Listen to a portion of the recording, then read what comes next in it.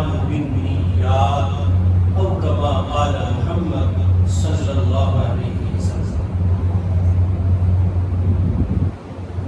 بزرگان محترم، جس مہینے کے مبارک دنوں اور راتوں سے ہم گزر رہے ہیں، جس مہینے کی مبارک ساعتیں ہمیں اور آپ کو حاصل ہیں، یہ مہینہ ذی الحجہ کا مہینہ ہے۔ اسلامی مہینوں کے اعتبار سے آخری مہینہ ہے۔ اس مہینے پر قمری سال کا اختتام ہوتا ہے اور قمری اعتبار سے نئے سال کا آغاز اسی مہینے کے بعد اگلے ماہ محرم الحرام سے ہوتا ہے۔ سال کی انتہا پر اللہ رب العزت والجلال نے سال کے اس آخری مہینے میں دو ایسی عظیم عبادتوں کو جمع کر دیا ہے جو مسلمانوں کے لیے انتہائی اہمیت کے حامل عبادت ہے۔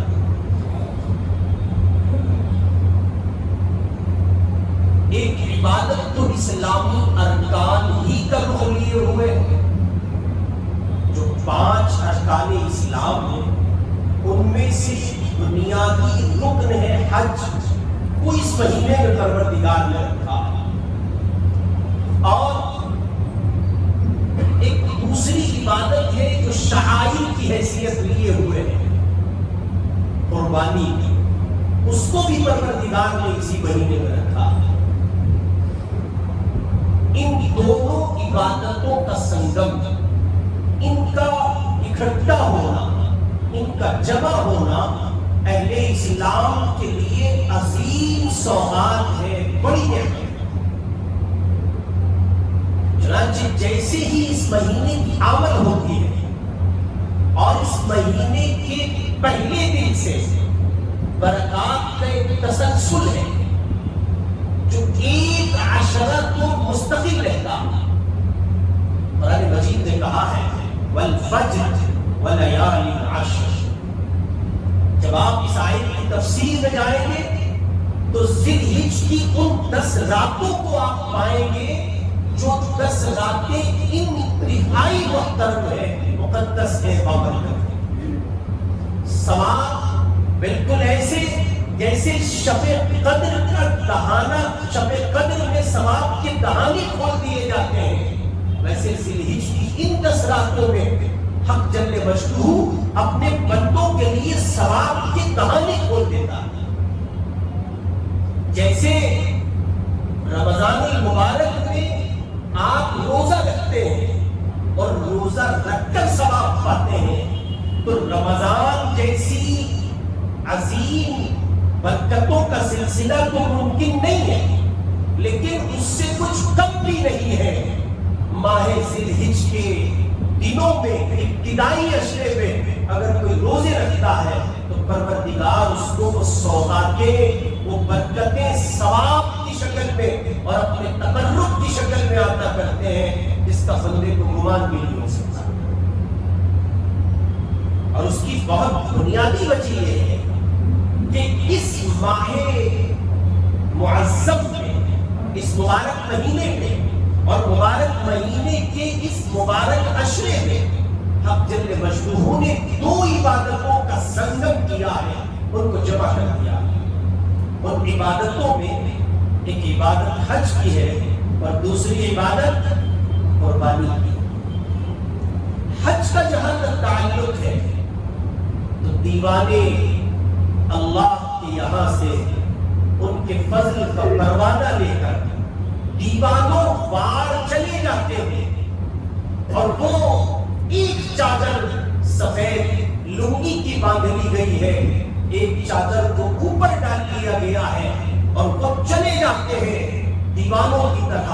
ان کو حکم دے دیا گیا کہ تم سر نہیں کھلا سکتے، کہیں بال نہ ٹوٹ جائے، تم کسی زیغو کو مار نہیں سکتے، اب تم حالت احرام میں ہو، تم کوئی خوشبو استعمال نہیں کر سکتے، زمائش کی اجازت نہیں ہے، زینت کی اجازت نہیں ہے، چلو یہیں سے حالت احرام میں اب نیت کے بعد کہتے ہوئے چلو، دیوانے بار چلو، اس سبق کو دہراؤ جو تم نے عہد الست میں کہا تھا جب تم سے پوچھا گیا تھا کیا ہم تمہارے رب نہیں ہیں؟ الست بربکم، جب پروردگار نے کہا تھا کیا میں تمہارا رب نہیں ہوں، اس کے جواب میں جو تم بلا کہہ چکے ہو، اس کے جواب میں جو تم نے اپنی بندگی کا، عبدیت کا اظہار کیا تھا، آج اسی عشق کے ایک مظہر کی چند گھڑیاں ہیں، احرام پہن چکے ہو، حج کا ارادہ کر چکے ہو، زبان پر تلبیہ لاؤ، بار بار کہو لبیک اللہم لبیک، لبیک اللہم لبیک۔ اللہ حاضر ہے تیرا بندہ، پروردگار تیری چوکھٹ پہ حاضر ہے، تیری محبت کو حاضر ہے، اپنی سعادت کو حاضر ہے، تیرے تقرب کو حاضر ہے، تجھ پر نثار ہونے کو حاضر ہے۔ یہ بندہ اپنے وجود کو تیری محبت کے نام کر چکا ہے، مولا پہلے بھی چکے تھے، ان اللہ اشتری من المؤمنین انفسهم واموالهم بان لهم الجنہ، آپ نے ہمیں پہلے ہی خرید لیا تھا، اب تو اس خریداری کا مظہر پیش کرنا ہے۔ لبیک اللہم لبیک، لبیک لا شریک لک لبیک، ان الحمد والنعمت لک والملک لا شریک لک، لبیک اللہ، تسلسل رکھیے، بار بار کہیے، اس مقام کے پہنچنے تک کہیے، اس گھڑی تک کہتے رہیے جب آپ کو اللہ کا وہ محترم گھر نظر آ جائے جس کو کعبۃ اللہ کہتے ہیں، جو نقطۂ حرم ہے، جو صحن حرم میں نقطۂ حرم ہے، جہاں کعبہ واقع ہے، اس کے اوپر بیت المعمور واقع ہے، جہاں رب کی تجلی پڑتی ہے، 120 رحمتیں تسلسل کے ساتھ مستقل برستی ہے، اور رحمتوں کو پانے کے لیے، اس گھر کے طواف کے لیے، بیتی للطائفین والعاکفین والرکع السجود، بیتی للطائفین والقائمین والرکع السجود، وَإِذْ بَوَّأْنَا لِإِبْرَاهِيمَ مَكَانَ الْبَيْتِ أَلَّا تُشْرِكْ بِي شَيْئًا وَطَهِّرْ بَيْتِيَ لِلطَّائِفِينَ وَالْقَائِمِينَ والركع السجود، وأذن في الناس بالحج، وأذن في الناس بالحج يأتوك رجالا وعلى كل ضامر يأتين من كل فج عميق۔ یہ ابراہیم علیہ السلام کی صدا ہے، انہوں نے پکارا تھا، ان کو کہا گیا تھا آواز لگاؤ، میری آواز پہنچے گی کیسے؟ فرمایا ابراہیم صدا لگانا تمہارا کام ہے، آواز پہنچانا ہمارا کام ہے۔ ابراہیم کی آواز کی، ابراہیم کی صدا کی برکت دیکھے، جوک دیکھے، جہان بھر کے لوگ ان میں چلے آتے ہیں اور وہ بیت اللہ کا رخ کر رہے ہیں۔ آج دیوانوں نے احرام پہنا ہے، احرام باندھا ہے، اور وہ چلے جاتے ہیں مینا کی وادیوں میں۔ یہ سب کیا ہو رہا ہے؟ اس مہینے میں پائی جانے والی ان دو عبادتوں میں سے پہلی عبادت میں عشق کا اظہار کیا جا رہا ہے۔ وہ کہا تھا ہمارے حضرت شاہگیر محمد اختر صاحب رحمۃ اللہ علیہ شعر پڑھا کرتے تھے، شاہ صاحب کہتے تھے میں ان کے سوا کس پہ فدا ہوں یہ بتا دے، میں ان کے سوا، اللہ کی بات ہو رہی ہے، میں ان کے سوا کس پہ فدا ہوں یہ بتا دے، لا مجھ کو دکھا ان کی طرح کوئی اگر ہے، نہیں ہے ان کی طرح کوئی نہیں ہے۔ ہزار بندے کے جرائم تھے، گناہ تھے، معائب تھے، برائیاں تھیں، اس قابل نہیں تھا مسجد بلایا جاتا۔ یہ کیا کر دیا آپ نے؟ اتنی رحمتیں، اتنی محبتیں، اتنی عنایتیں، آپ نے تو حرم بلا لیا، آپ نے تو کعبے کے طواف کا موقع دے دیا۔ آئے سید نفیس شاہ الحسینی رحمہ اللہ فرمایا کرتے تھے شکر ہے تیرا خدایا میں تو اس قابل نہ تھا، شکر ہے تیرا خدایا میں تو اس قابل نہ تھا، تو نے اپنے گھر بلایا میں تو اس قابل نہ تھا۔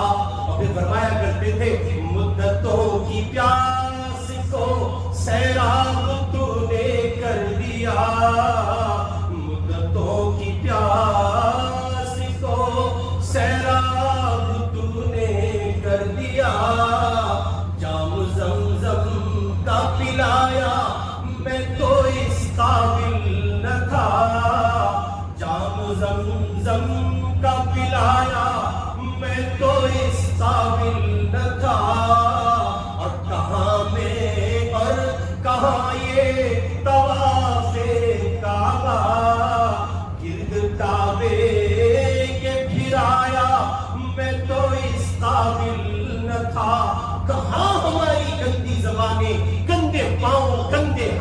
گندا وجود اور یہ گناہوں سے لتھڑا ہوا ناپاک وجود، کہاں رحمت الہی، کہاں محبت الہی، کہاں پروردگار کی وہ عنایتیں؟ آؤ آؤ آؤ، ہم تمہیں بلائے لیتے ہیں ہمارے گھر کے طواف کے لیے، ہماری محبت کے، عشق کے اظہار کے۔